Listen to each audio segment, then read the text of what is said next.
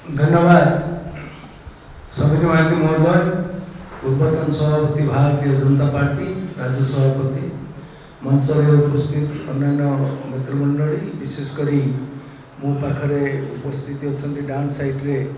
मो निर्वाचन मंडल विधायक एवं बंधु स्वर्गत विष्णु शेट्टी सुपुत्र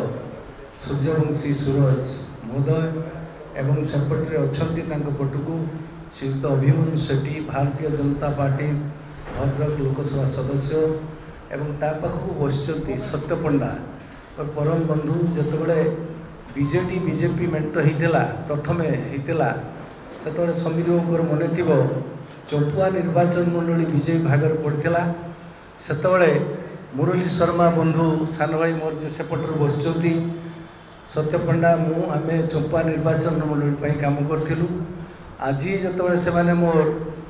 जोग देवा कथा खबर पाइले मत स्वागत करने आज राज्य कार्यालय उपस्थित थी साधुवाद जनाऊँ। मुझे कहि दल छाड़ा बाबद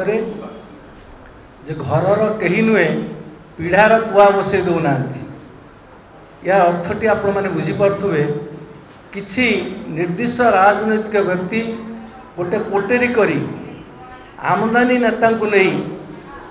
दल चलवा जो प्रयास जारी अर्थात से प्रयासटी हूँ गोटे डंगा जो फाट सृष्टि एवं से फाटरे पानी आसूची खूब शीघ्र से डंगा बुड़ीज एक कथा जानला से दल मु परित्याग कर मोर परिचय पर्व दल तरफ दिहला मु केवल विजु जनता दल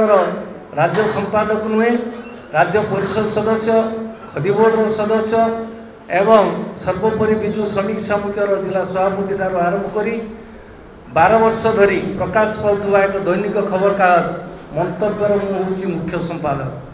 तेणु आज दिन में मत भारतीय जनता पार्टी सदस्यता पद देइथिबारु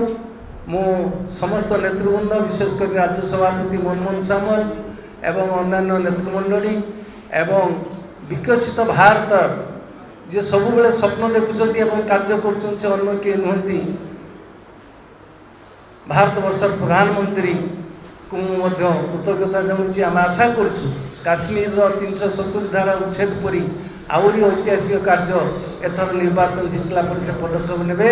जहाँ भारत वर्षर नागरिक मान दीर्घ दिन जो असंतुष्ट